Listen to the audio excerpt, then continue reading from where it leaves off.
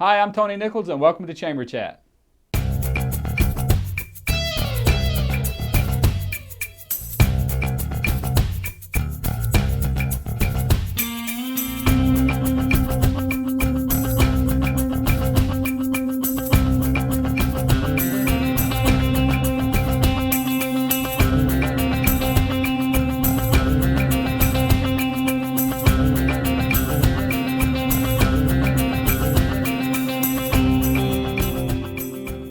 Hi, and welcome to Chamber Chat, a program put together by the Salisbury Area Chamber of Commerce to keep you informed on what's going on in your community and in your chamber.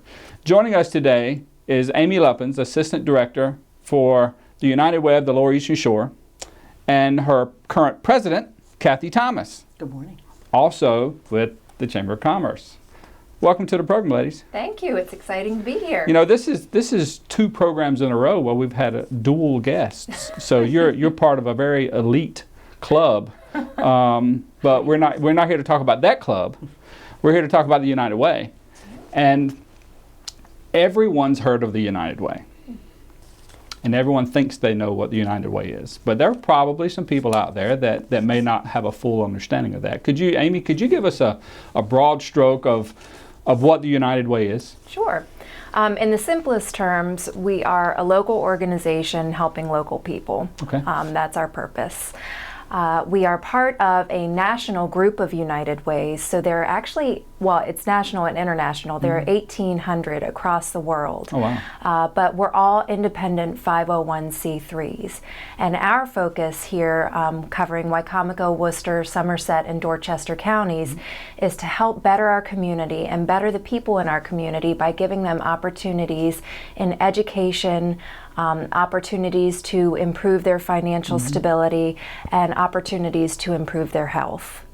Very good. I understand you guys just came through a major fundraiser. How did that impact your financials? Because we know you're there to support businesses and local nonprofits as well. But how did that impact your financials? Successful? We were very successful. Fantastic. Much thanks, all in part thanks to the trust and the generosity of our community. We met our campaign goal, and because of that, we were able to provide over $1.2 million in support to our various programs in the community. That's fantastic. It was an exciting year this year because we actually expanded our reach. Okay. We are always open to new applications each year, but through the process we were able to take on new agencies and new programs and expand our footprint in those 4 counties. So how many agencies have been impacted, and were there any new agencies that came on board this year? We currently support 29 agencies, and actually this year we've brought on 5 new partners. Okay. And those are Telamon, Habitat for Humanity, the Epoch Dream Center, the Salvation Army in Cambridge, and Midshore Mediation, which is a school-based mediation program in Dorchester County. Okay, so my immediate response to that is wow, a lot of support there. But how does an agency, I'm sure every agency wants to be a partner, but not every agency gets to do that. So there must be some gates that are put in place to make sure that monies that are received by the United Way are spent appropriately. Sure. So, do you want to take this one? Well, we're very definitely involved with being stewards of the donors' dollars. And our process is to review all applications. Sure. And as Amy noted, we have 3 areas of interest: health, financial stability, and education. And we look at programs that have been in place. We do not fund new programs. We look at programs who have a track record, who have measurable outcomes of impact in that area. And then we look at the entire agency. And yes, there's a long process. Once the dollars are gathered from our donors, we actually visit every single agency that applies. And in that process, a group of volunteers like myself join the staff members in going to each agency and looking at everything from their financials to their facility to their programs and the need in the community for that specific program. Then over the process of a 2-day period, those 30 people usually meet and go over every single program. Does it really fit the need in our community? Does it fit our 3 areas of interest? And are there measurables? Can we then report back to our donors like yourself? Sure. Yes, we are using your dollars for these needs. And I'm sure size, scope, the programs in place help determine the amounts, because I would assume it's just not, there's a $1.2 million pie and we're just going to divvy it up equally. It's proportionate. It is zero-based funding every year. So because we funded a organization or a program for years does not mean that the following year we just tack on the 2% increase that we got from our donors. We look at the needs in the community, and those needs change from year to year. Sure. One year we might see a trend where people need food just to make ends meet. They need that bag of food. Other years we may see that the children in our community need more of those educational programs. So it's a constantly moving target. Absolutely. So the 1.2 million, I would imagine that you guys are one of, if not the largest supporter of nonprofits or agencies that you support in the area. Would that be an accurate assumption? Yes, absolutely. So that's a very big impact in the community, and the irony is it's the community impacting community. Through it's not the United Way. It is the United Way, but that's the hub. Community. But it's the community impacting community. I'll tell you, Tony, I've been with the United Way as a volunteer now for 10 years. Was a donor from the time I moved here about 30 years ago. But I've learned so much about our community over the last 10 years. And going on a lot of the presentations that we do during what most people know as our campaign, going into places of business, I'm amazed at the people that give and the amount that they give. Sure. 50 cents, $1 a week really impacts the life of somebody who gets Meals on Wheels. And when you talk to people, they either know somebody or they have been affected by an agency. And they donate. Some of the people that make the least in our community donate the largest percentage that they can. It's amazing. That's awesome. Amy, how can people get involved? I mean, what can the average person now I know that's a loaded question, and we can always give a payroll deduction or make a donation, but how else can people get involved? We have lots of events coming up. The CEO and Coordinator Kickoff is coming up on September 10th, so if you're interested in offering a campaign at your place of business, that's a wonderful event to attend. We also have the Frisbee Golf Tournament on October 9th. And that is put on by RPS ISG International. They have 4 spots left for that tournament. And then lastly, we have the Cornament coming up on September 10th or September 12th. That's 2 days after the CEO breakfast. And that will take place at the Shorebird Stadium. That is sponsored and organized by Interstate Container. And it's just teams of 2 coming out and playing cornhole on a Saturday afternoon. And you don't have to be good to do it. Trust me. It's our 2nd annual tournament, and we had a ball last year. My team played against the Daily Times, and we got to a point where we said, okay, the next person that gets one in wins, because we'd been there way too long. Yeah, I can absolutely see this event growing just by the sheer nature of just getting fun together and supporting a great cause. Exactly, exactly. So how can we learn more about our local United Way? Well, one other way to get involved that I didn't mention is volunteering, and to go to our website, which is www.unitedway4us, and look on our Get Connected page. We have about 40 to 50 partner agencies, so nonprofits in the community, posting volunteer needs, special events, in-kind needs. So just go to our website, all of the information is there, and give, advocate, volunteer. That's all we can ask of our community. The other thing you can also do through our website is you can find out who sits on our board of directors, because we represent all 4 counties. Sure. And sometimes it's easy to reach out to somebody you know and say, what do they really do? How can I be involved? Things like that. So reaching out to somebody and saying, tell me a little bit more about the United Way is also a great way to do it. Very good. Cathy Thomas, Amy Luppens, representing the United Way. Thanks for coming to Chamber Chat. Thank you for having us. We'd like to give you an opportunity now to take a look at the upcoming events with the Salisbury Area Chamber of Commerce.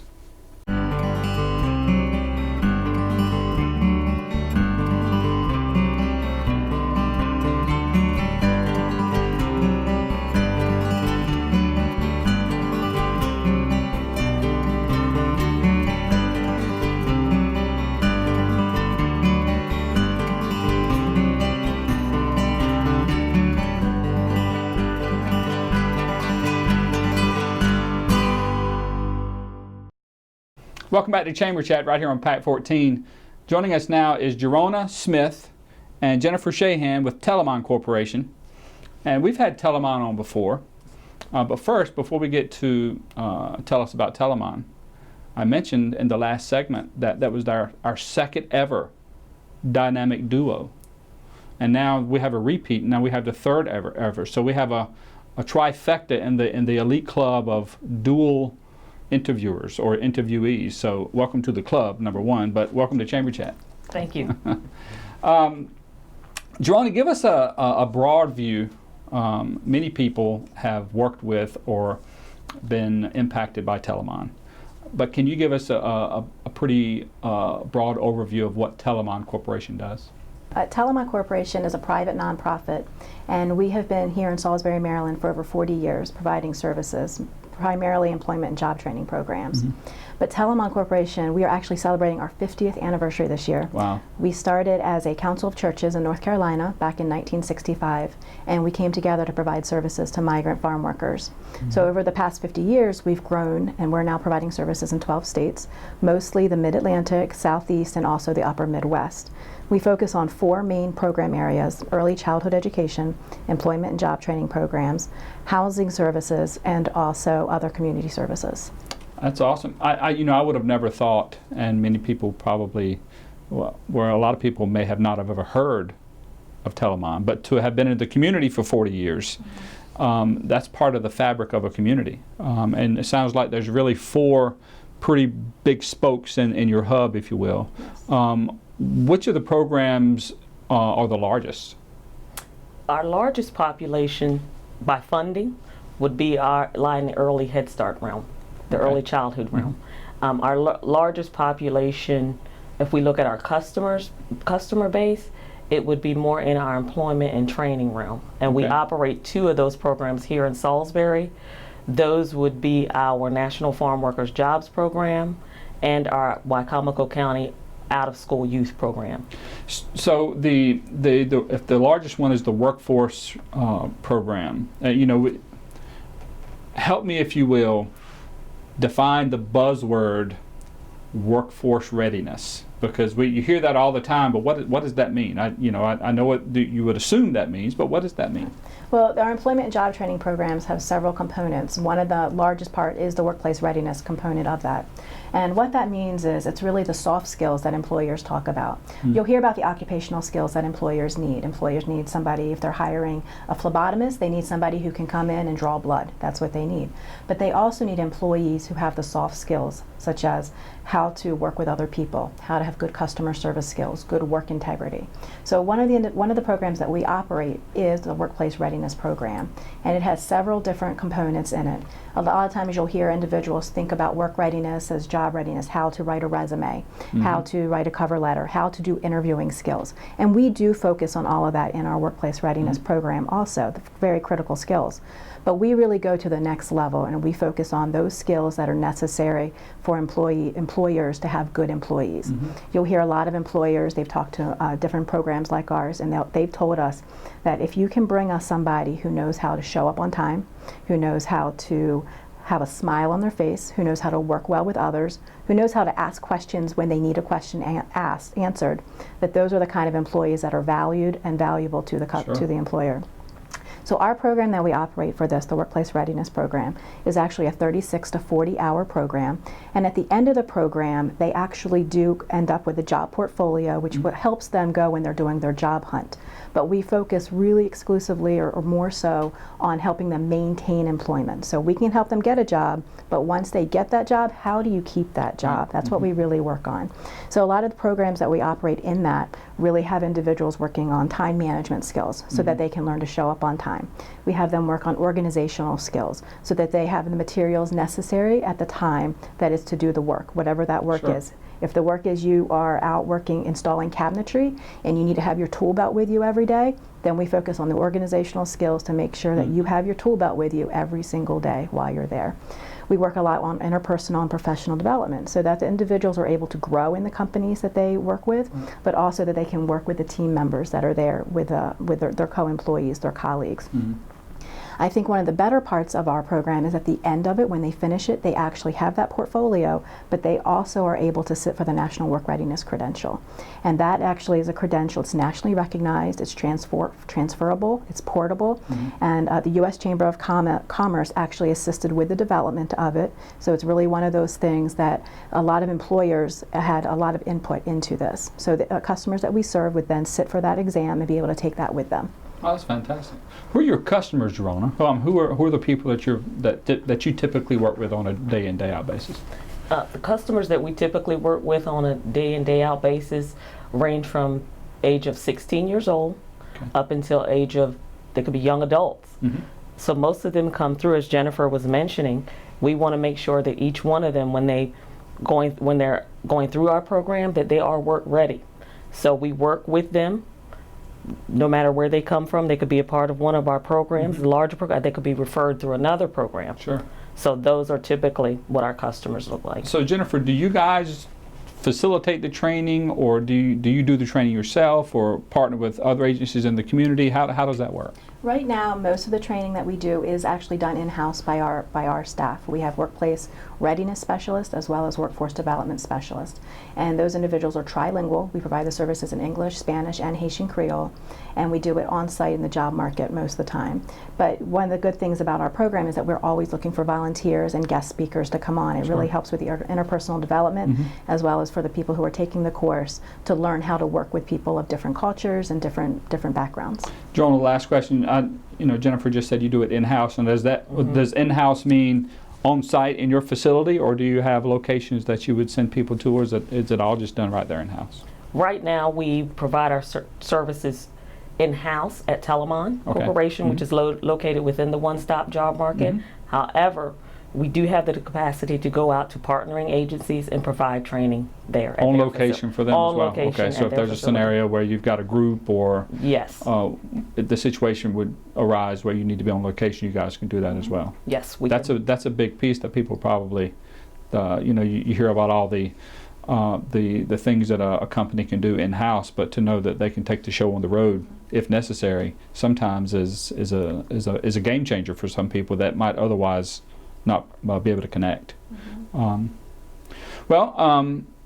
can people find out more about Telamon if they want to reach out to you guys? The easiest way is to visit our website at www.telamon.org, or they can follow us on Facebook at www.facebook.com/TelamonMDDE. They can also follow us on our Twitter page, our Twitter feed, or they can email us at contactmdo1@telamon.org. That's TELAMON.org.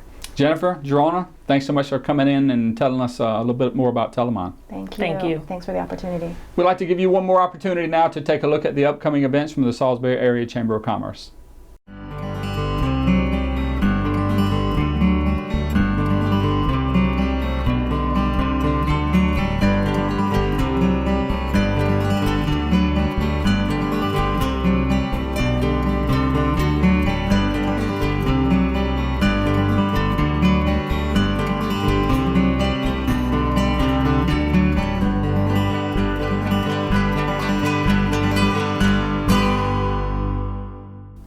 Welcome back to Chamber Chat right here on PAC 14.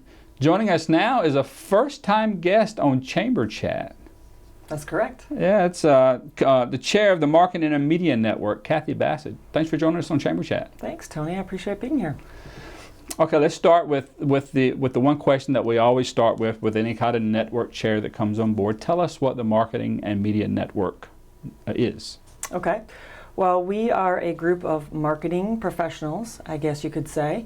And there is some media mixed in as well. So you might see an occasional newspaper reporter or someone who works for one of our local media outlets at one of our meetings. But I believe our goal is to come together and share ideas, share resources, learn new things, and just try to sort of better ourselves and our businesses and really take advantage of that network that the Chamber offers.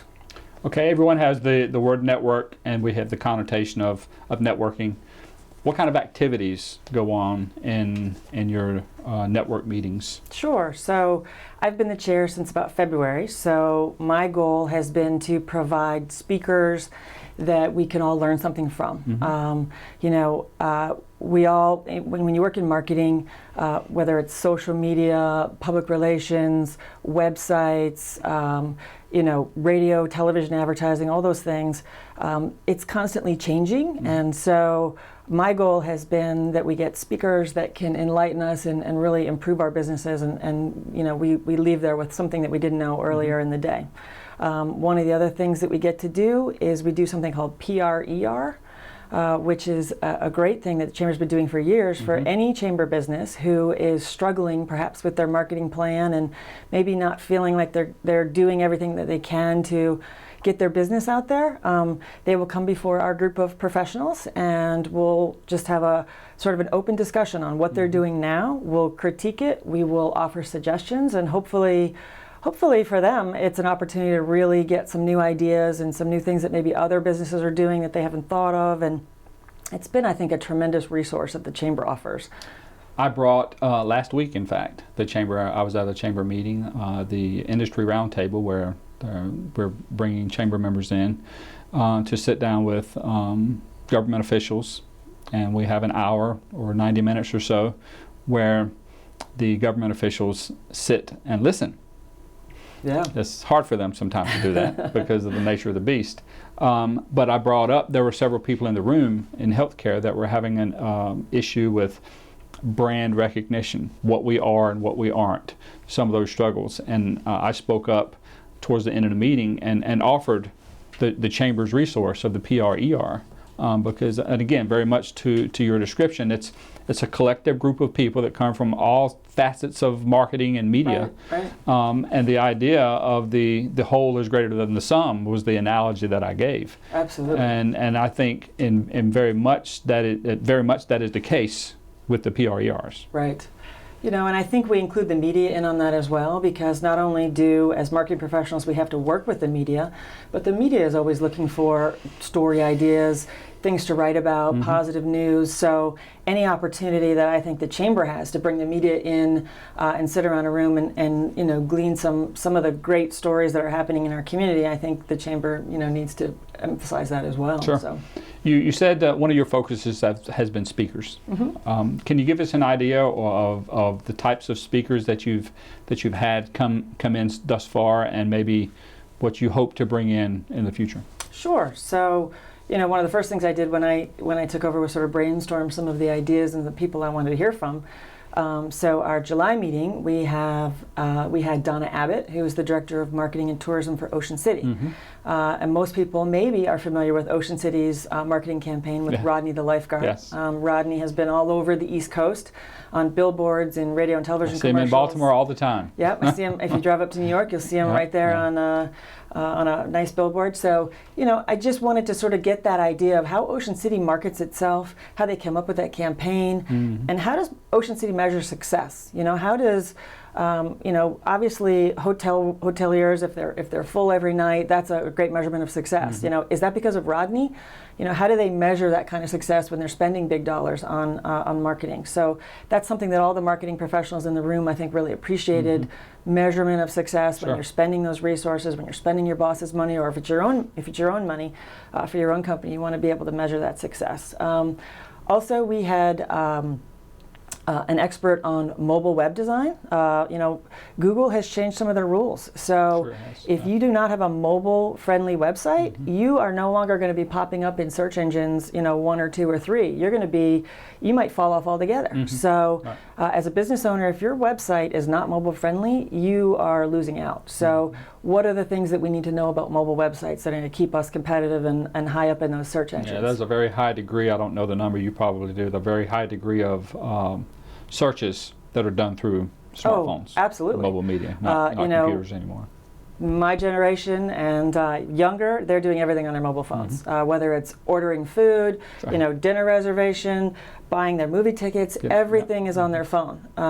We probably used the Yellow Pages at one point in time. That's right. With all due respect to my friends who are still working in the Yellow Pages, mobile phones and Google searches are absolutely how people are finding them. So that was a couple of things. We had another fascinating topic. We brought down a couple of ladies from the Maryland Emergency Management Agency who worked social media during the Baltimore riots. And they talked about the role of how social media has completely opened up new opportunities to show where people are in real time and what they're doing. And unfortunately, during the Baltimore riots, people were looting and they were posting selfies of themselves with the merchandise that they had. So by tracking that, the Maryland Emergency Management Agency was getting real-time information that they were feeding to law enforcement about what was happening where to try to help stop, the spread of violence. And that was a fascinating discussion about how social media is completely changing, the face of everything really these days. Yeah, those same ladies spoke at a chamber luncheon, I believe, and that was equally as fascinating as you say it was. Pretty good stuff. A couple of years ago now, we changed the format to a large degree in how the chamber operates, changed the names of committees to networks because I don't want to join a committee because a committee means I need to work. Yeah. So how can people get involved in your network? Because a lot of times there's this big mystique that there's this big process that you have to go through to get involved in a network. Right. Just how hard is it? Well, it's not hard at all, okay? I am active on social media, so I help promote what we do through my own social media pages. And I get a lot of people saying, oh, I'd love to come to that. How do I come to that? I'm not a chamber member. Well, we would love for you to come to our network because if you come to our network and you realize I'm really getting something out of this, you might want to become a chamber member. And what better way to sort of welcome someone into the chamber than to say, come on, experience it, meet some people, learn about our network. And I do think marketers are probably pretty good networkers. Sales and marketing is all about networking, relationships, and all that stuff. So our group, I think, is really good at that. And I would love for us to reach out to more chamber members. The one thing about, we do have some marketing professionals in our group. That's what they do all day, every day. Right. But if you own a small business, you're a marketer, you're an accountant, you're everything. So you may not think of yourself as a marketer, but you absolutely are a marketer. And if you don't, then you're doing it wrong. Right. So, carve a little time out of your schedule to spend a little time with us and hone up those skills that you have, because that's going to be invaluable to your business. So I would like to, while the marketing professionals are fabulous and that's part of our network, I'd like to see more of regular chamber members join and become part of it, because the advantages they can get from it are tremendous. I'm a regular chamber member and I want to find out more information. Where do I go? You can go to the chamber website. You can call the chamber. You can call me. You can track me down. I'm happy to answer any of your questions. And the other thing is, I don't have all the answers. I don't know what everybody needs to learn. And so I've tried to reach out to our group and say, who do you want to hear from? I'll reach out. I have a lot of contacts. I've been involved in marketing for more years than I would care to count, than I admit here. But, we can bring in great speakers. We can, there's a million ideas that we can expand upon and learn about. So I want to partner with everybody in the chamber and say, what do you guys want to know about? Because we'll make it happen. Very good. Well, there's the plea. She wants to connect with everyone in the chamber. Please come to my group. All right, Cathy, thanks for joining us on Chamber Chat and giving us a little more information about the marketing. I expect to see you at our next meeting, Tony. Okay, I'll be there. All right, good. All right. Thank you for joining us as well on Chamber Chat. As always, if you missed any portion of this edition or you'd like to view previous editions of Chamber Chat, you can visit PAC 14's website and utilize their on-demand function, or you can visit the Chamber of Commerce's YouTube channel and watch them there. That's about all the time we have for this edition of Chamber Chat. My name's Tony Nichols, your host, encouraging you to make a difference.